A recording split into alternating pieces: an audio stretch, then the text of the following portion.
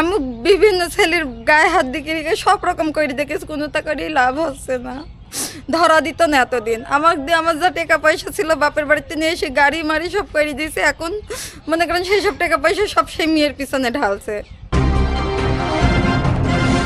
স্বামীর পরকীয়ার কথা স্ত্রী বলাই স্ত্রীকে ঘর থেকে বের করে দেওয়ার ঘটনা ঘটেছে। এ ঘটনায় হতভাগ্য স্ত্রী পড়েছে মহা বিপাকে। একাজনের ঘটনাটি ঘটেছে কুষ্টিয়া মিরপুরে। ঘটনার ভুক্তভোগী ওই স্ত্রীর ভাষ্য অন্য লোকের সাথে পরকীয়া করে ধরলে খালি ধরা এমনি কথায় কথায় খালি মারধর করে। ঠিক মতন হাট বাজার করে দিবি না, ছেলে পেলে কোনো জিনিস দিবি না, আমার কোনো পোশাক আশাক দিবি না, খালি আমি গাড়ি ঘোড়া সব করে দিচ্ছি। অথচ আমাকে আর চেনছেই না। আমি এখন কিটা মেলা ফোনে রেকর্ড ধরেছি, মেলা কিছু হাতে নাতে ধরা পড়েছে আমার। তখন এখনো বললো যে আমি সামনে করবো, তোর কোন বাপাইসি ঠেকাই ঠেকাক, বিয়ে করেছ কিনা ওইটি জানিনি। অনেক দিনকার সমস্যা এটি।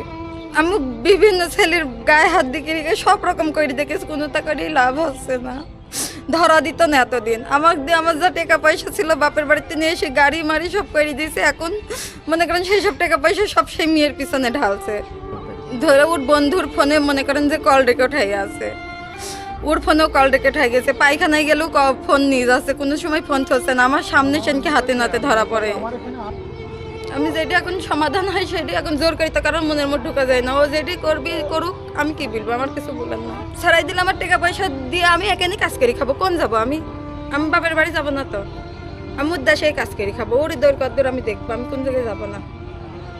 আমার যে টাকা পয়সা নিয়েছে সেগুন দিয়ে দিই। বিয়ে হয়েছে 10 বছর। ও সেরকম যোগ্যমান টাকা পয়সা দিয়ে ছাড়া দিবি। আমার টাকা পয়সা নিয়েছে এই তোরে 2.5 লাখ টাকা দিয়ে আমি গাড়ি কিনে দিছি, মার বাড়িতে টাকা নিয়ে আসি। আবার এই তোরে হলো গরু ছাগল আমি পুষি, ও কি করে, কিছুই করে না। হতভাগ্য স্ত্রী জানায়, পরকীয়ার প্রতিবাদ করাই আমার স্বামী আমাকে এখন ঘর থেকে বের করে দিয়েছে। আমি এখন ঘর ছাড়া মানুষ। আমি এখন কি করব না করব কিছুই বুঝে উঠতে পারছি না।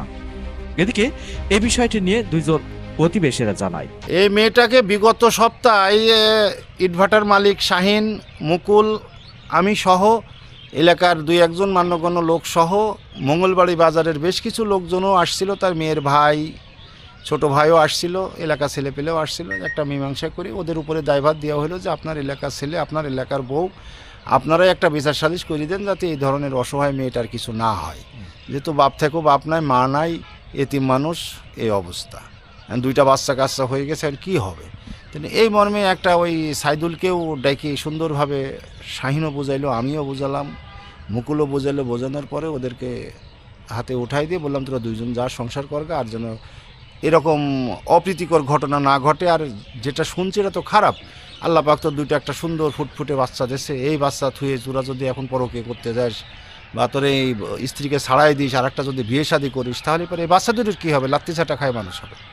তুই বলি না এটা সত্য কথা নয়, মিথ্যা কথা, হ্যান ত্যান সাতশোটা। যদি মিথ্যা হয় তাহলে মিথ্যা পর্যন্তই থাক, তোর সংসার তুই কর বললে আমরা বাড়িতে উঠাই দিয়ে আসলাম। দিয়ে আসার পরে হঠাৎ করে আজকে ওই হারামজাদা ছেলে আবার নাকি ওই মেয়ের সঙ্গে পরকীয় কথাবার্তা বলছিল, অনেক রকম কথাবার্তা বলছিল, এবং মোটরসাইকেলে করে ওই বিডিআর পার্কে নিয়ে আসে, রেস্টুরেন্টে নিয়ে আসে, ওই বিভিন্ন জায়গায় ঘোরাঘুরি করে। এটা শাহিনও প্রত্যক্ষদর্শী। শাহিন নিজেও দেখছে যে ওই মেয়েকে মোটরসাইকেলে তুলে নিয়ে ওই বিডিআর ক্যান্টনমেন্টে খাওয়াচ্ছে। এই ছেলে মূলত করে কি? এই ছেলেটা হচ্ছে স্টারিং ট্রলির ড্রাইভার। ওর ওই স্ত্রী ঋণ টিন তুলে বা ওর ভাই সকলের কাছ থেকে বেশ কিছু টাকা পয়সা নিয়ে এসে স্টারিং ট্রলিটা করে দিয়েছে। এখন ইটভাটায় ইট টেনে খায়, তো একটা ভালো ইনকাম হয়। কিন্তু আজকে আবার ওই মেয়েটার সঙ্গে কথা বলতে লাগেছে। এই মেয়েটা দেখতে পাওয়ার পর এটা প্রতিবাদ করাতে মেয়েটাকে ধরে নানানভাবে শারীরিক নির্যাতন করছে। 2-1টা জায়গায় কেটেও গেছে দেখলাম, হাতের গোড়াও কেনোতে কেটে গেছে। এই অবস্থা আর এখন এটার তো একটা প্রতিকার তো দরকার। এখন সামাজিকভাবে ওই ছেলেটার তো একটু শাসনও করার দরকার, প্লাস না হইলে এটা আইনগত ব্যবস্থা নিতে হবে, তাছাড়া তো আর কোনো ব্যাপার না। এ কথাটা ঠিক, অন্যায় হয়েছে। হ্যাঁ। এখন এই ছেলেপেলে ঠুই এরকম কাজ করে বেড়াচ্ছে শয়তান। কারণ শয়তানি কি করলি, এখন তো বাবা আমার তো কিছু আত্মীয় হয় না, কিছু হয় না, আমরা পরে যাইও নেই, অন্যায় হচ্ছে। ও এখন ধরেন আপনারা যে কাজ করবেন তার কে বাধা দেবে না, এসব সাইজ করাই ভালো। মোহাম্মদ রফিক, আর কে নিউজ 24।